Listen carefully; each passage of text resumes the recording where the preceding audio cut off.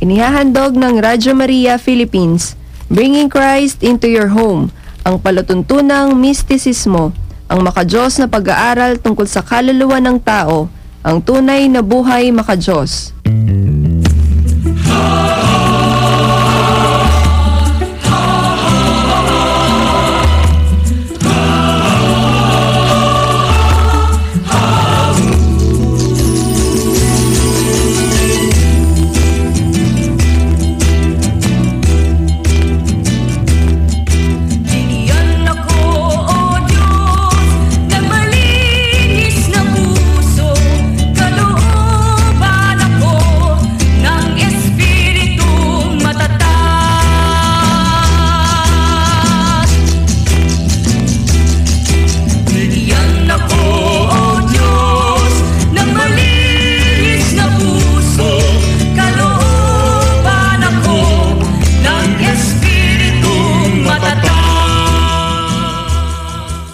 Payapang pakikinig po sa inyong lahat, mga minamahal naming mga taga-subaybay ng Radyo Maria Philippines, Bringing Christ into Your Home, na sumasagpa po dito sa 99.7 FM Tarlac, 101.5 FM sa Cagayan, at 102.1 FM sa Isabela. Magandang gabi po sa inyong lahat, si Brother Ronnie Acli po.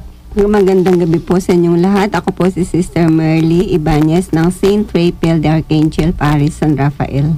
Magandang gabi po sa inyong lahat. Kami po si Sister Marjorie ng San Rafael. Sumating po lahat ang kagandahan loob ng Birheng Maawain. Badrigo Silva po ito ng San Miguel. Magandang gabi po ng linggo ng kapayapaan sa inyo lahat. Muli po, magandang gabi po muli sa inyong lahat. Kumusta na po kayo lahat, mga minamahal naming taga-subaybay ng himpilan ng ating mahal na ina. Muli po ang pagbati sa inyo ng isang mabiyayang gabi sa inyong lahat. Sa ngalan po ng Radyo Maria Philippines, Bring Christ into Your Home, muli po namin kayong inaanyayahan na kami po ay inyong samahan sa ating pong pag-aaral at pagtalakay sa hiwaga at karunungan ng mga salita ng Diyos. Dito po sa programang ang mistisismo ng ating pananampalatayang Katoliko, ang tunay na buhay makadiyos. Na inyo po laging napapakinggan tuwing linggo mula ikasyam hanggang ikasampu ng gabi. Hangad po ng programa natin ito na makapagdulot po sa inyo ng kahit kaunting kaalamang espiritual sa inyong mga tagapakinig. At bago po tayo tuluyang dumako sa ating mga paksa, kayo po ay aming inaanyayahan sa pag-aalay ng isang panalangin. Sa ngalan ng Ama, ng Anak at ng Diyos Espiritu Santo. Amen. Diyos ng katotohanan, hindi po namin pwedeng tanggihan ang inyong pinahayag sa dakila niyong anak, ang aming Panginoong Hesukristo. Ibinigay niya sa amin ang inyong habilin, at ang habiling ito ay iningatan niya sa kamalian at sa hindi pagkakaunawaan. At nang ilagay niya ito sa kanyang simbahan na kanyang itinatag. Sa pamamagitan ng kanyang simbahan ay ipinangako niyang magsalita at pumatnubay sa amin patungo sa buhay na walang hanggan. Kailanman ay wag nawa kaming mapagod o magsawa na laging mag-aral sa inyong banal na salita o katotohanan. Maging masigasig nawa kami sa paggamit namin ng inyong banal na sakramento, ang biyayang nagpapabanal na unang susi ng aming kaligtasan. Ipagkaloob niyo po sa amin na may pakilala namin ang aming pananampalataya sa pamamagitan ng patuloy na pagsusumikap na makilala ka ng lalo at mapaglingkuran ng ganap sa aming pang-araw-araw na buhay. Siya nawa. Birheng Inang kaibig-ibig, ipanalangin mo po kami. Sa ngalan ng Ama at ng Anak at ng Diyos Espiritu Santo. Amen. Maraming salamat po, Sister Merly, sa pagbabasa po ng ating panalangin at pag-aalay. At muli po, aming pong pinapaalala sa inyo ng ating pong mga programa at programa po ng Radyo Maria ay ating pong mapapakinggan sa pamamagitan ng audio streaming sa mga website po ng Radyo Maria, www.radyomaria.ph, at sa buong mundo po sa mga website po ng Radyo Maria sa www.radyomaria.org. Ganon din po sa Facebook po ay meron po kaming Facebook page na pinamagatang Mistisismo na mapapakinggan nyo po lahat ng topics po ng programang Mistisismo. Mga recap po doon. At sa ating pong pagpapatuloy ng ating pagtalakay, muli po, magandang gabi po muli. Linggo na naman po, mga minamahal naming taga-subaybay. Nandito na naman po kami.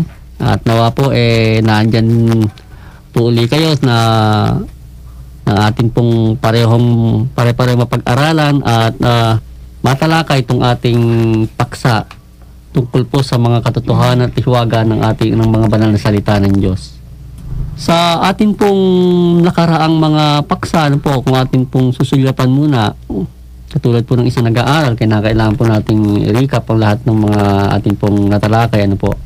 Mga minamahal namin taga-subaybay, doon po tayo huling nagtapos sa paksa po ng ang katotohanan ang magpapalaya sa tao na binanggit po ng ating Panginoon doon sa panahon ng kanyang pangangaral, at ang kaharap po niya ay ang mga Hudyo. Alam naman po natin kung ano po yung mga Hudyo. Yan po isa sa mga lipi ng Israel. Kung Israel po may dalawang lipi, mga Hudyo po, bahagi po ng kasama po sa lahi ni Huda. Yan po yung mga Israelita na kung saan po nakapaloob sa lahing yan ng ating Panginoon ang kanya pong pagkatao dito sa mundo, sa lahi ni Huda. Yan po nagmula ang ating Panginoon. Binanggit nga po niya sa kanila na ang katotohanan na magpapalaya sa kanila. Sapagkat hindi po siya nakikilala, kaya po nagtatanong po mga tao noon, mga anak kami ni Abraham, paano kaming kailanman hindi kami naging alipin, sabing ganun. At nga po, hindi pa po nila maunawaan noon ang sinasabing pagpapalaya at pagkaalipin nila ay ayon po sa kasalanan. Kaya naman ang ating Panginoon, nung siya ay maibayubay sa krus, ay naitatag po ang pagpapalaya sa tao sa pamamagitan ng pagbubukas ng konsyensya ng tao. Kapagkat nun po kasi wala pong konsyensya pa, At nung mamatay pong ating Panginoon at nakita ng tao ang kanyang pagkalagot ng kanyang hininga, na may nasabi nga doon yung isang centurion, tunay nga na ang taong ito ay anak ng Diyos. At doon po nagsimula na mabuksan ang konsyensya ng tao. At magsimulang mapalaya, maligtas ang bayang Israel dahil po sa pagkamatay ng isa sa kanilang mga kadugo. Yan nga po ang ating Panginoon. Kaya sabi siya po, magliligtas, tutubo sa bayang Israel. At natubos nga po sa pamamagitan ng kanyang kamatayan. At yung pong katubusan na yon, nagbunga pa po ng kaligtasan para naman sa mga hindi Israelita. Yung nga po, tayong mga hintil. Isa po ng mga hintil, yan po yung, sabi nga, mga napangaralan ni San Pablo Apostol. At ngayon po, papasok po tayo sa ikalawang paksa, ang paglalakbay po ni San Pablo sa bayan ng Korintyo, na babasahin po muna ng ating kapatid. Sumainyo po ang kapayapaan. At sumainyo rin. Ang pagbasa sa banal na ebanghelyo ng Espiritu Santo sang-ayon sa unang sulat ni San Pablo sa mga taga-Korinto na may kabanata 2, talata 1 hanggang 7. Iwalati po sa inyo, Panginoon.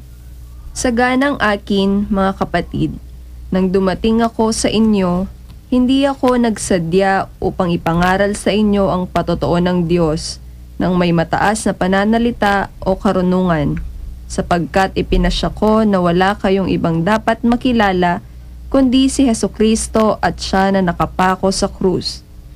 Ako ay humarap sa inyo na mahina, natatakot at nanginginig ang buong katawan, at ang aking pananalita at pangangaral ay wala sa mga nakaaakit na pangungusap ng karunungan, kundi sa pagpapahayag ng Espiritu at ng kapangyarihan ng Diyos, upang ang inyong pananampalataya ay huwag mabatay sa karunungan ng tao, kundi sa kapangyarihan ng Diyos. Nagsasalita nga kami ng karunungan sa mga ganap, ngunit hindi ng karunungan ng daigdig na ito o ng mga pinuno ng daigdig na ito na nakatalaga na sa kapahamakan. Sa halip, kami ay nagsasalita ng isang karunungan ng Diyos na babalot ng hiwaga, karunungang nalilihim, na sa mulat mula pa ay inilaan ng Diyos sa ating kaluwalhatian. Ito po mga kapatid, ang banal na salita ng Diyos. Salamat sa Diyos. Maraming salamat, Sister Marjorie, sa ating pong paksa. At ito na nga po, ating pong Tumadako po tayo sa pagtalakay po ng ating paksa na pinamagatan po nating ang tunay na karunungan. Ilang episode na po, no? Puro karunungan tong ating tinalakay. Ang mga iba pang paksa ng karunungan ay tinalakay po natin mula po sa aklat ng Nunong Sirach, Propeta Sirach. Sa Lumang Tipan po yun. Yun po ay bahagi ng Lumang Tipan o Tipan ng Ama. At ito namang paksa ng tunay na karunungan na ito po ay paksa naman sa panahon ng Espiritu Santo. Ito pong panahon kasi ng ating pong mahal na Apostol San Pablo, ito po ay panahon ng Espiritu Santo. Wala na po ang ating Panginoong Jesucristo nito. Umakyat na po siya sa langit at nagkaroon na lang po ng isang himala ng pagpapakita kay San Pablo.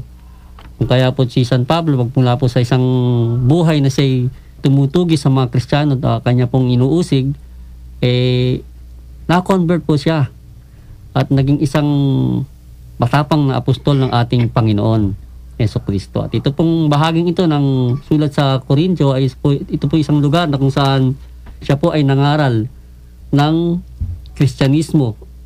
At katulad po ng kanyang binabanggit dito, sabi niya, ako'y humaharap sa inyo, sabi niya, na mahina, natatakot at nanginginig ang buong katawan at ang aking panalita at pangangaral ay wala sa nakaakit na pangusap ng karunungan. May sabihin siya po, ang may akda po ng sulat na ito, o ng ating, at si San Pablo po, hindi po siya sanay kasing mangaral ng Kristyanismo, Kaya yun sinasabi niya, siya po nangangatal, nanginginig pa sa pagsasalita ng pangangaral, ng bahagi ng karunungan. Nasa mulat-mula pa sabing ganun, natatago na. Ating pong paksain at buksan ang ating pong paksang ito tungkol po sa yung tunay na karunungan. Ano po itong tunay na karunungan natin na binabanggit ng Ebanghelyo ng Espiritu Santo? Sister Merdy, ano pong may bibigay natin yan? Para po sa akin, ang karunungan po ay mula pa sa pasimula ay may karunungan na. At ang karunungan ay hindi po lamang theoryal, kundi ito ay may kasamang action o paggawa. At ito po, kahit na sabihin natin hindi tayo natapos o hindi tayo marunong, hindi tayo nag-aral, bahala po sa atin ng banal na espiritu. Siya po yung magtuturo sa atin. So, wag po tayong mangamba o mag-alala kung ano ang ating mga sasabihin. Tayo po ay nakakapag-share o nakakapagturo sapagkat ito po ay kagustuhan din ng ating Panginoong Jesucristo, ang ating banal na espiritu, sapagkat tayo po sa ating pag-aaral o sa ating mga dinadanas sa buhay na may kalakip na pagtitiis, ay binibigyan po tayo ng karunungan ng Diyos. Kaya wag po tayong mag-alala sa ating mga ginagawang kabutihan o ang ating mga tinuturo. Dito po sa natural life, mga pangkaraniwang buhay po, dito ay may kalayaan, buhay na malaya. Ang mga sa natural life po, abalang-abala po ang tao sa mga bagay na lumilipas. Subalit kung ang isang tao ay magkakaroon lamang ng dakilang hangarin na makilala at maunawaan ang dakilang Diyos, siya ay aangat. Magkakaroon siya ng dakilang hangarin. Siya ay magtatakwil ng sarili, magpapasa ng krus, magtitiis, at maglakbay. Sa paglalakbay po natin, yun po sabi ko nga magkakaroon tayo ng dakilang hangarin. At kailangan sa ating paglalakbay ay may kaakibat na pagtitiis po yan. Sa unang baitang po sa buhay purgatory, kaya makaranas po tayo ng mga pagtatakwil dyan. Ang una pong susi ng ating paglalakbay ay yun pong 7 sakramento, Yung pong 7 sakramento na biyayang nagpapabanal. Yun po yung pinagkalob sa atin ng ating Panginoong Hesukristo upang tayo'y makapaglakbay sa patungo sa buhay na walang hanggan. Yung pong binyag, no, pagbibinyag po sa ngalan ng Ama, ng Anak at ng Espiritu Santo, yun po yung 7 sakramento na unang susi sa paglalakbay. Pagkatapos po tayong mabinyag, kailangan pa po tayong makumpilan, confirmation, at siyempre po pag ang ating pong mission o yung atin pong pagpapakasal, kung iyon po yung ating nakatalaga sa atin, at kung may bukasyon naman yung pagpapari, at ang pinaka-importante po, no, yung kumpisal, no, pangungumpisal sa ating nagawang mga pagkakasala, yung kumbaga nakabigkis po tayo sa pagkakasala na maraming basura sa ating puso. Para maalis po yung basurang yan, kailangan po nating ikumpisal para maging magaan, maalis po yung basura sa ating puso. Para tayo'y maka-receive ng Holy Eucharist. Yun pong pagkukomunyon natin sa katawan at dugo ng ating Panginoong Hesukristo. At sa pagpapari po, yun ay bukasyon ng isang tunay na naglilingkod sa Diyos, na iniwan na sila po yung kahalili o successor ni Saint Peter. Ano po? At saka yung pong pagpahid ng Santo Olyo. Yung pong pagpahid ng Santo Olyo, wag pa po tayong mangamba kung meron po tayong mga kamag-anak o mga mahal sa buhay na may sakit. Kasi po, yun po ay napaka-importante na malinyaan po yung ating may sakit. Either na kung talagang malubha ang sakit niya, na magiging mapayapa na po siya, hindi na siya maghihirap. Subalit kung mayroon pa po siyang misyon, ay biglang lalakas po siya at bibigyan pa siya ng pagkakataon ng ating Panginoon upang makapag-serbisyo sa kapwa at sa ating Panginoon. Maraming po salamat, Sister Merly, sa atin pong paksa na inyo pong binigyan ng malinaw na paliwanag. Ano po. At binabanggit nga po mga namahal namin taga-subaybay ng ating kapatid na Sister Merly, yung paksa po ng 7 sakramento na ipinagbilin po ng Panginoon o inihabilin po ng ating Panginoon sa atin pong sa kanya pong isang alagad na si San Pedro, na hanggang sa ngayon po ay umiiral po ang mga katotohanan po ng biyayang nagpapabanal o 7 sakramento po sa ating pong inang simbahan, na siya pong nagiging sanktuaryo ng Espiritu Santo, na nagpapahayag po ng mga espiritual na karunungan sa atin po ngayon, sa panahon natin ngayon. Sa atin naman pong ikalawang magsishare, ano po, si Sister Marjorie naman. Sis, pakibigyan nyo nga kami ng konting pananaw dito. Para po sa amin, ang tunay na karunungan ay yung pagmamahal po sa Diyos. Di ho ba, literally sa isang lalaki nagkakagusto sa isang babae, pag may nagustuhan po siyang babae, nanliligaw, ganyan, kikilalanin po niya, tapos pag-aaralan po niya yung mga gusto ng babae. Siyempre, yung mga gusto lang niya yung susundin niya para po makamtan niya yung sasagutin siya nung babae. So, yun po yung hangarin ng lalaki. At ganun din naman po yung sinasabi ni San Pablo sa atin na yung pinapangaral po niya ay si Hesukristo na nakapako sa krus. Para po maintindihan natin yun, pagmahal po natin ng Diyos, ganun din po yung dapat nating gawin. Pakilala po ang Diyos, kikilalanin po natin siya, pag-aaralan po natin siya.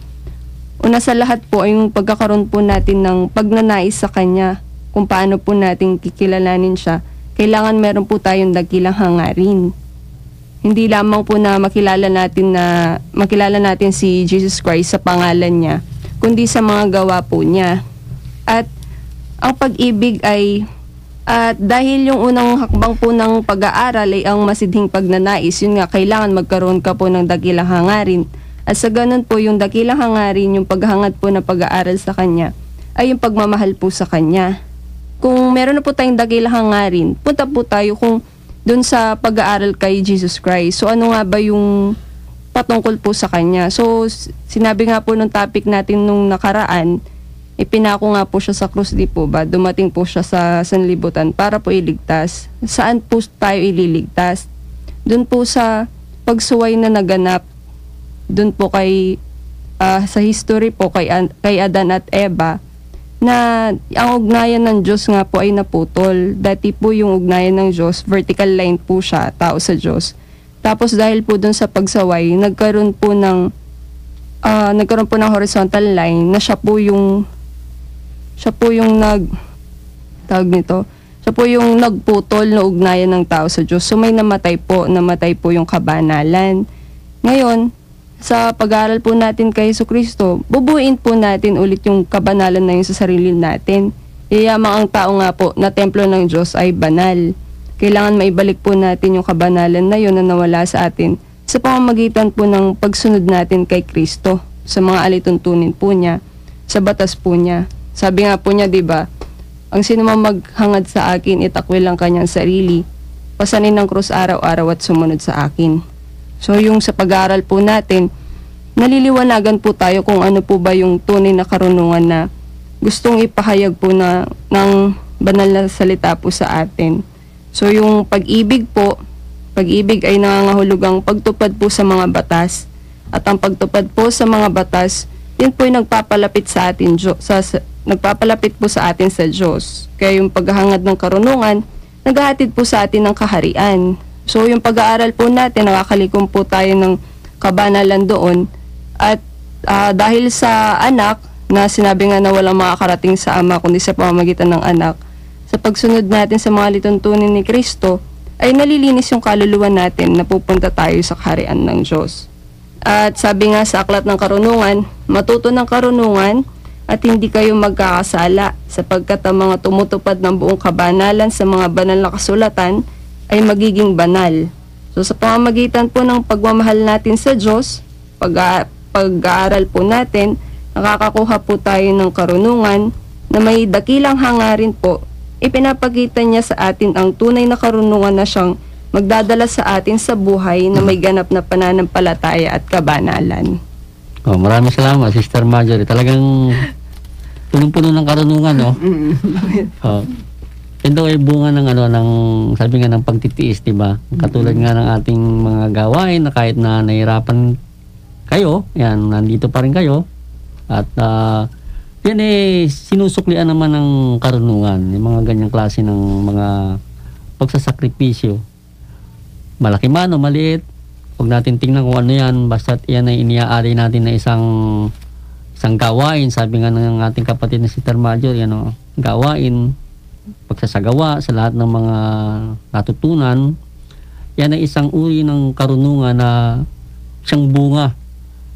Katulad yan, ay papahayag na natin ang ating mga saloobin tungkol sa pinatutungkulan ng ating ibanghelyo ng Espiritu Santo, na ipapaunawan natin. Yan isang bahagi ng karunungan na nalilihim, sabi ng San Pablo, no? Nakatago.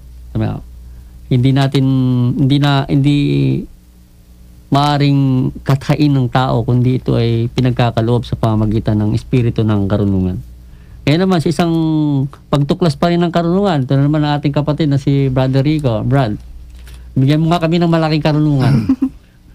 Meron kasi sa gospel portion ng New Testament na sa wikang English yung now you see me, now you don't. Sa gospel ng Panginoon, meron ganitong linya eh. Sandali na lamang at ako'y hindi nyo na makikita, at sandali pa muli at ako'y muli nyo makikita.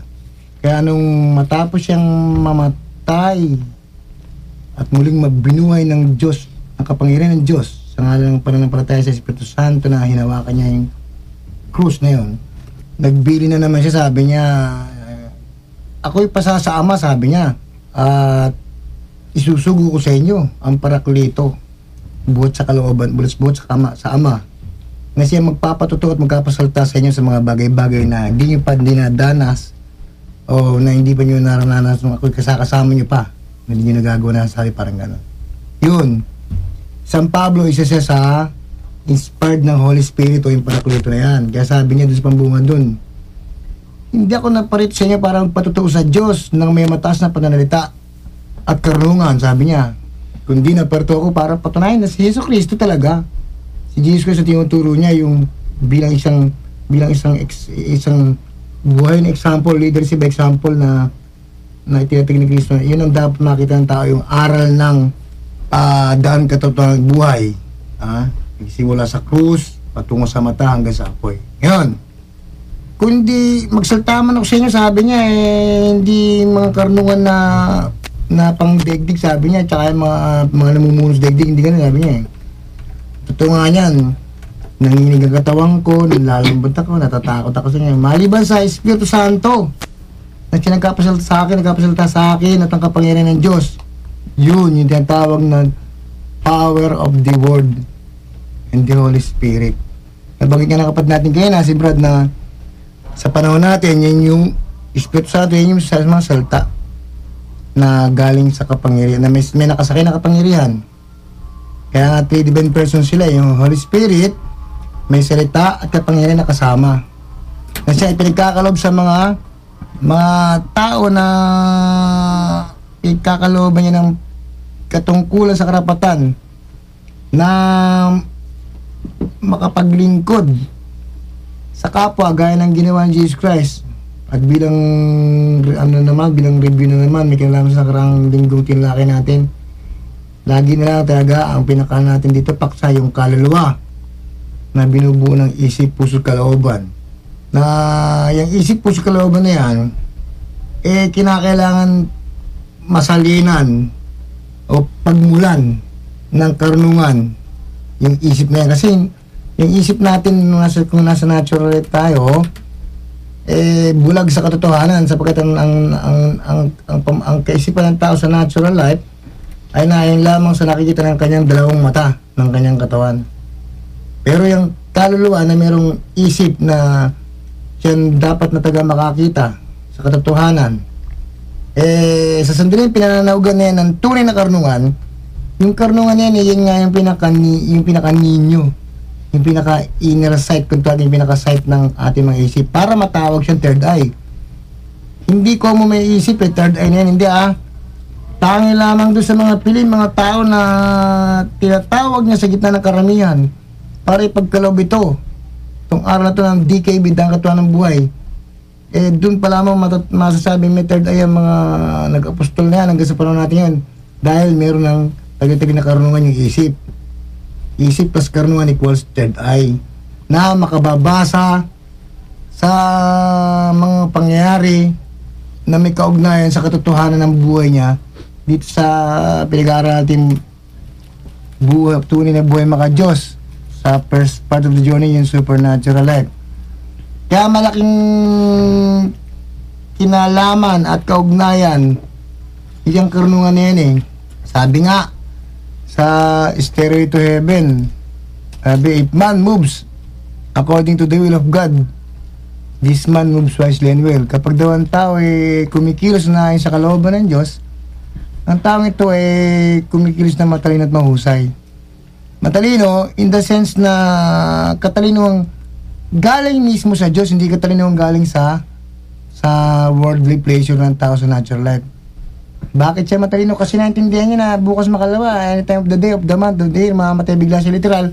Kaya inihanda niya ang kaluluwa, inihanda ng Diyos ang kanyang kaluluwa sa isang malalim na pagsunod sa kalooban ng Diyos. Ngayon, para nga maghari ang pagsunod niya sa nasa supernatural na tao na yan, unti-unti binibigyan siya ng karunungan, pinaka-inspirasyon niya. Nagiging marunong siya ngayon sa mga bagay-bagay, mga pangyayari na kinabibilangan dyan sa tinatawag na buhay na angat sa pangkaraniwan. Kaya ang pamagat ng ating episode ngayon, ang tunay na karunungan, ibig sabihin, yung pa rin SOP ng mysticismo. Mysticism is a way of God, not a way of man. Sabihin yung Diyos mismo ang lahat na magloloob ng kung ano meron dyan sa buhay maka-Diyos nagsimula sa supernatural life. Sa ngalan niyang walang hanggang karunungan yan. Maraming salamat, Brother Rico. At sa pagpapatuloy po ng ating paksa, ano po, dako po tayo sa, sinasabi nga po ni San Pablo, ano po, na mga natatagong lihim ng karunungan sa mulat mula pa. Kaya nga po naalala ko yung paksa natin nakaraan, ano po, yung ang katotohanan ang magpapalaya sa tao, ano po. Pwede rin pong sa literal nating buhay, ano po, makikita natin yan, ano? Isa sa mga bumibilanggo sa tao, ano, kahirapan, ano po, kagutuman. O, maraming bilanggo ng kahirapan, kagutuman, ano po. Sabi nga po, maraming nagugutom at kinakailangan sila'y mapalaya dyan sa kagutumang yan. Katulad din po naman ng ating pangkaluluwang buhay nating pinapaksa ngayon, ano po. At binabanggit nga po ng aklat ng Buhay Makadiyos ng Unitas na mayroon pong pananalita ron na sinasabing the desire to know God is a kind of an intellectual hunger. Ano po? Isang uri ng kagutumang pangkaisipan na hangarin mong makilala ang Diyos. At yan po ang mga hinahangad ng tao, ano po. At atin pong papasukin yung malalim na paksang yan ng bahagi ng ating paksa. Atin po munang bigyan daan ang pagpapakilala ng ating himpilan.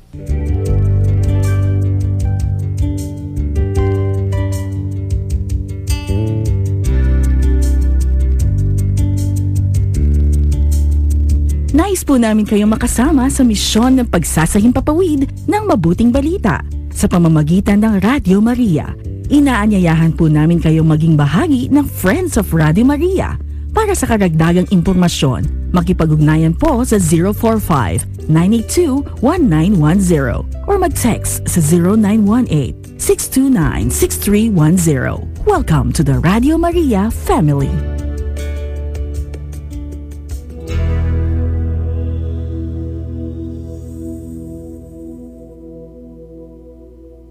Muli po nagbabalik ang tunay na buhay makadiyos at kayo patuloy pa rin sumusubaybay at nakikinig sa himpilan ng ating mahal na ang Radio Maria Philippines, bringing Christ into your home. Sa ating pong iniwang paksa, ano po, yung pong pagpapalaya na ating pong iniuugnay sa ating pong paksa ngayon na ang tunay na karunungan. Yayamang pong nabanggit na po natin kanina na ang paghahangad na makilala ang Diyos ay isang uri ng kagutumang pangkaisipan. Nababanggit po ang isip dito, ano po, na siyang pinatutungkulan sa ating paksa na siyang tahanan ng karunungan. Yan po yung ating isip. Subalit kung ito po ay bulag sa katotohanan, ang ating pong isip ay bilanggo po ng kagutuman na yan. So, pinapaksa po natin tong tunay na karunungan, kung paano to, kung saan to, kung anong uri ng karunungan ang dapat nating taglayin sa nagmumula, at nabanggit nga po ng ating mga kapatid na ito ay karunungang nagmumula sa Diyos. Ibig sabihin po, karunungang ayon sa katotohanan. Sapagkat ito nga pong karunungan, nabanggit na po ng mga pag-aaral natin na ito po yung paningin ng ating kaisipan, ano po. So kung tayo po meron nito, meron pong nga nakikita na po natin ang mga bagay-bagay, ano po, patungkol po sa ating pananampalataya, lalo sigit, ano po. Atin pong tingnan, kayamang ang karunungan bukas na, ano po, nabuksan na po ng ating tatlong kapatid sa ating kaisipan. Atin pong tingnan ngayon ang tunay na karunungan ayon sa katotohanan base sa ating pananampalataya.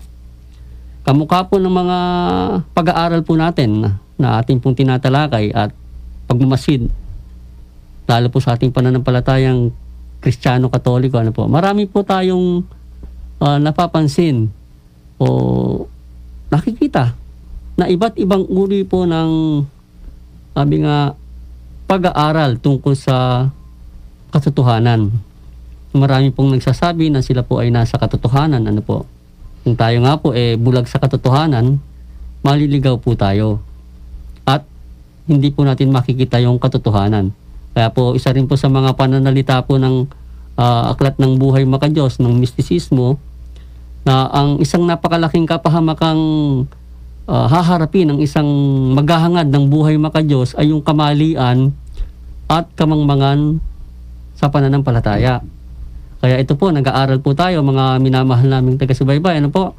Ito po yung malaking bagay na kapag tayo po ay nakapag-aral at natuto po, kahit po sa maliit lang na paraan, at mukha po nitong pagsasahing papawid ng programa po natin ito, at nakakapulot po kayo, at least kahit papaano po yung kamangmangan natin nababawasan po sa spiritual nating kalalagayan. Kapagkat yung kamangmangan na yan, kung atin pong hindi po natin masusolusyonan yan, spiritual, mapapahamak po tayo at maaring maligaw. Sapagkat marami pong nagsasabi na sila po ang nagtataglay ng katotohanan. Ano po? Subalit kung tayo po may tunay na karunungan, makikita po natin kung sino po ang nasa tunay na katotohanan. Kaya atin pong tingnan ang atin pong pananampalatayang Kristiyano-Katoliko.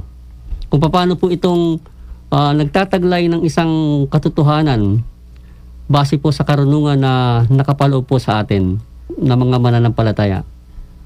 Sabi nga po, paano bang nagsimula ang ating pananampalataya? Ano ba yung relihiyon? Bakit may relihiyon? Yan po ay mga katanungan na pinalalaya po tayo sa pamamagitan po ng ating pananampalatayang Katoliko. Ano po? At yung nga po isang katanungan, yung pong relihiyon. Ano po? Brother Rico, ano pang relihiyon? Dun sa nabanggit na the desire to know God is a kind of an intellectual hunger, o sa wikang Tagalog, ang layunin na makilala ang Diyos ay isang uri ng gutom ang pangkaisipan. Napakatotoo at katotohanan nyo. Kasi nga, pagdating sa paksang kaluluwang di nakikita, siya yung tagang sa totoo lang, siya mismo yung karawan kawangis ng Diyos Sangkapan lamang yung katawan na kinimpal ng Diyos ay kalawampayan ng kreasyon. Hiningan sa magitan ng ilong at ang tao ay isang buhay na kinapal. Yung buhay doon, yung kaluluwa na nauna na may isip, na may kapangyarihan, puso na may salita at kaloobang may kabanalan. Yung kinapal naman, yung katawan na kinimpal ng Diyos para maging isang buhay na kinapalan, maging isang buwan tao. Pero sa mababang kahulugan, kalarawan, katawan, kawangis, kaluluwa. Pero hindi, sa totoo pa rin taas natin spirituality ng pag-aaral, yung kaluluwa mismo, ang kalarawan ng Diyos sa kaluluwa, walang iba kundi yung kapangyarihan niya. At ang kawangis niya yung tinatawag na kabanalan. At yung kaanyo ng Diyos sa kaluluwa, yung salita na nasa isip, nagmumula down to puso, na nagpe-penetrate, isa sa gawa na kalooban, di ba? Ngayon, nabanggit ni Brad yung relihiyon, para mo sinabing, bakit may palengke? Dahil may katawan. Bibili ka dyan ng isda, prutas, gulay, karne, siyempre, kakainin ng katawan. Ngayon, bakit naman may simbahan? O siyempre, dahil may kaluluwa. Nagsisimba ang kaluluwa, kasangkapan ng katawan, doon sa structural church, pero totoo lang, yung kaluluwa nakikipag-ugnayan sa Diyos. Kasangkapan ng ating mga kaparian na pinamumunuan ng Holy Pope, na Santo Papa, Pope Francis, nagsimula kay San Pedro bilang prinsipe ng mga apostol na unang Santo Papa. Yun. Pagdating sa salitang kaluluwa o simbahan, may tanong ang simbahan ba ginawa ng Diyos para sa tao? O ang tao ang ginawa para sa simbahan?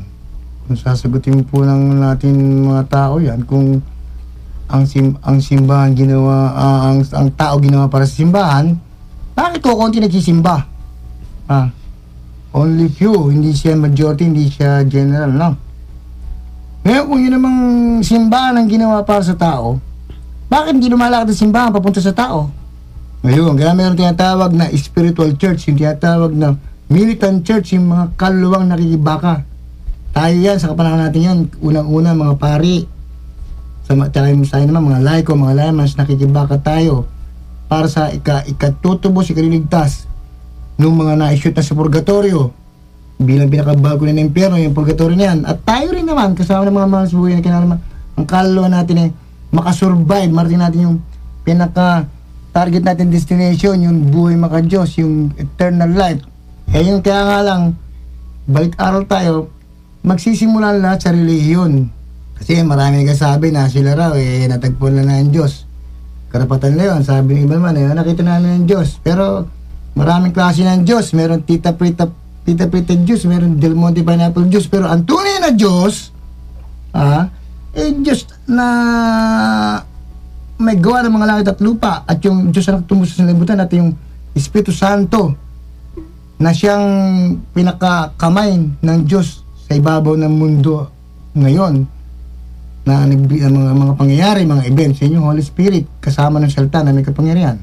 Ngayon, not until na mismo ang Diyos ang kumilos para sa kaluluwang yan, hindi niya masabi na tagpuan niya na ang Diyos. Mismo Diyos ang lumalapit sa tao. Sabi nga, Diyos ang umiibig sa tao, hindi tao umiibig sa Diyos. Kung hindi ko gusto ng Diyos na tawagin na isang tao, yung tinatawag natin divine calling, hindi makikilala ng tao ang totoong Diyos. Ngayon, dahil sa religion na yan, true comeback of man to God, truth itself, not sought by man, but only given to man by God through the magnanimity of the divine revelation. Totoo sa kanyang sariling religion, nothing more, nothing less. Wala pa ang Jesus Christ, meron ng pagbabalik loob ka lang, hindi pa masyadong konkreto, hindi pa masyadong definido, na pagtibay, na solidify na dumating yung Jesus Christ. Yan yun.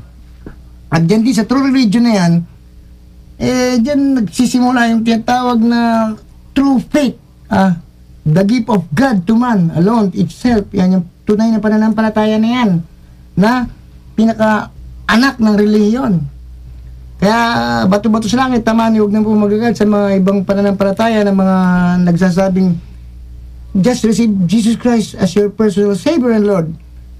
Religion cannot save you. Indeed, your wedding religion cannot save you. Kasi ang religion, Diyos ang may gawa niyan para sa tao, para makabalik ang tao sa Diyos. Yung naiwala niya kalooban, nakasangkapan na ninong Adan at Eva. Magbubunga ng faith, diyan ka dadaan sa faith na yan, true obedience. The test of perfection is obedience. Yan ang true faith, yung galing sa true religion. Nothing more, nothing less. Holy Catholic True Apostolic Church founded by Jesus Christ, year 33, before and after death. Before Christ, after death, and handed down to Saint Peter, being the prince of the apostles, down to panahon natin ngayon, Kaya, palibasa, panahon ng Holy Spirit niya, si Mama Mary ang kasama ng Holy Spirit, sila yung oneness, sila yung magkaisa, Kaya, inang simbahang Katolika, Mother Catholic Church. Yan po ang katotohanan. So, yun pong katotohanan binanggit ni Brother Rico, at yan ay isang karunungan, na makilala po natin yung relihiyon natin na yan. Na sabi nga po, isang napakalaking hiwaga po ang nakapaloob. Bakit po? Nakatago po dyan yung isang malaking tanong para sa mga hindi po kabilang sa ating pananampalataya. Bakit tatlo yung Diyos tapos isa lang? Isa po yan. Sa isang katotohanan na kung walang angking karunungan, at hindi pagkakalooban po ng karunungan ng isang kaisipan, ay hindi po maiintindihan bakit ang ating pong pananampalatayang Katoliko, Kristiyano Katoliko, ay meron pong nagbinyag na Ama, Anak at Espiritu Santo, na tatlong kalalagayan ng Diyos sa iisang pagka-Diyos. Na sa atin po, sapagkat ang biyayang nagpapabanal ay tumutulong sa kaluluwa ng tao upang ang tao po ay mailagay sa estado po ng grasya sa pamamagitan po ng 7 sakramento, tinutulungan po siya ng Espiritu Santo na ipaunawa ang lahat ng mga bagay na itinuro ng ating Panginoon ayon po sa banal na kasulatan. Sabi nga po ng mga ibang hindi po kabilang sa ating pananampalataya, bakit tatlo-tatlo pa yung binyag na binabanggit nyo? Bakit nakalagay naman sa pangalan lang ni Jesus? Walang ibang pangalan kikilalanin sa pangalan ni Jesus. Hindi, sabi naman natin dapat nasa pagsunod tayo. At yan po ang nagbibigay ng karunungan na tayo po ay nasa pagsunod. Ano bang sinabi ng ating Panginoon? Humayo kayo sa buong daigdig, binyagan ng lahat ng bansa sa ngalan ng Ama, ng Anak, at ng Espiritu Santo. Hindi naman sinabing binyagan ng lahat sa pangalan ko. Diba ba? Yung po tinatawag na pagsunod sa tinatawag na divine command. Isa po yan sa mga karunungan na nakabahagi po sa tinatawag na mga sinasabi nga po ng ating kapatid kanina, yung pagsasagawa, yung action, na dapat tayong sumunod doon sa kung ano po yung dinidikta ng pananalita ng ating Panginoong Jesucristo, sapagkat sa panahon po natin na ngayon, yung pong pananalitang yun na po yung Espiritu Santo na nagsasabi sa atin na dapat tayong dapat natin gawin ng mga ganitong mga bagay-bagay. Ano po?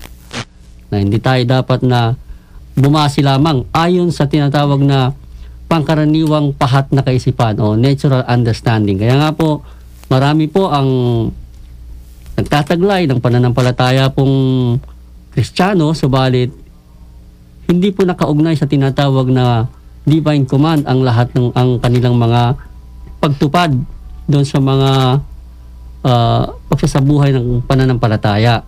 Ano po? At yun nga po, hindi naman po natin sinasabing sila ay makasalanan, ano po? Kundi sinasabi lang po natin ang bahagi ng katotohanan ayon sa karunungan na ito po yung nais na mangyari ng ating Panginoon. Na tayo ay malagay sa isang tunay na paglalakbay, sa isang tunay na daan na kanyang sinabing, ako ang daan. Sabi nga po, pagsunod lang po tayo. Sabi nga nun sa aklat nga po, only, di ba? Through obedience, sa pamamagitan lang ng pagsunod, makakamtan ng tao ang kalangitan. Hindi po tayo pwedeng gumawa ng anumang pangatwiran. Sapagkat sila na rin po nagsasabi, ano po, na ang Biblia, maaari kang mailigtas. Ano po? Tama po. Kung ating pong ganap na susundin ang banal na kasulatan.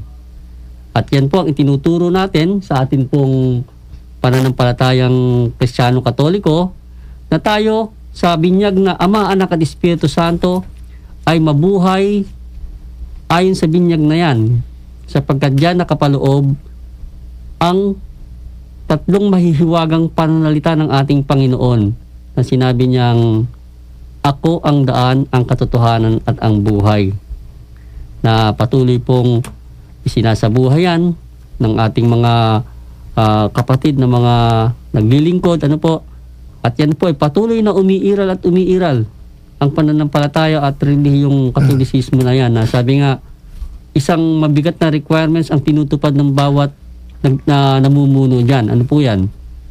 Sabi ng Panginoon, ang sino mang nagmamahal sa kanyang ama, ina, kapatid, asawa, anak, nang higit sa akin ay hindi karapat-dapat kong maging alagad. Ano po? So, yan po yung ating mga kapatid na kaparian na silang namumuno at namamahala ng ating pong pananampalataya. Ano po? Kaya po ang impact po ng salitang yun ng ating Panginoon ay nakikita po nating buhay. Ano po? Mga minamahal naming taga-subaybay. Sapagkat saan po ba tayo makatatagpo ng relihiyon na ang mga namumuno't nagsasabuhay at nagtuturo ay nag-iwan po ng lahat. Dito lamang po sa ating relihiyong Santa Iglesia Apostolica Romana. Ano po? Mga taong iniwan ng kanyang sarili upang mamuno sa isang paglilingkod, upang tayong mga mananampalataya ay makadama na meron niyang Diyos. Sapagkat yung sakripisyo pong yun po ang nagbibigay ng malaking kapangyarihan, malaking karunungan upang tayo pong mga bulag sa pananampalataya ay makakita na meron niyang Diyos. Sapagkat kung wala po sila, hindi po natin mararamdaman na mayroong Diyos. At sa pamamagitan po ng mga naglilingkod na yan, na nag-iwan po ng lahat, mga kapatid po natin, mga kaparian, mga misyonero, nagsasakripisyo, nararamdaman po natin na mayroon pong Diyos sa pamamagitan po nila.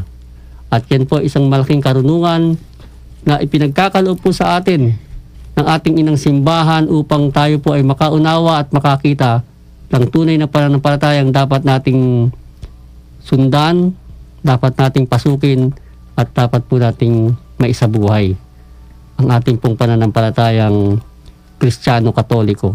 Kaya mga minamahal namin taga-subaybay, nawa po sa pamamagitan po ng ating programang ito ay maunawaan po natin na tayo po hindi nagkamali ng ating sinampalatayanan. At maraming pong salamat. Sana po maikli na po ang aming oras, amin po maidugtong pa po ang paksang ito sa mga susunod na tatalakayin pa po namin. At ngayon po pansamantala po muna kaming papasalamat na sa inyo, ano po, sa atin pong mga taga-subaybay at mga tumutulong po sa programang ito. Maraming pong salamat. At mapapakinggan din po ang mga recap po ng aming talakayan sa Facebook page po namin na pinamagatang Mistisismo. At i-like nyo lang po yung page at makikita nyo na po yung mga talakayan namin doon. Ang ating pong dakilang hamon, pinakamamahal naming Ina at Panginoon, patuloy niyo po kaming gawing kasangkapan ng inyong kapayapaan, ng pananampalataya saan man may alinlangan, ng pag-asa saan may walang pag-asa, ng liwanag saan man may kadiliman, ng tuwa saan man may kalungkutan, at ang kaharian ng langit ng sangkalupaan.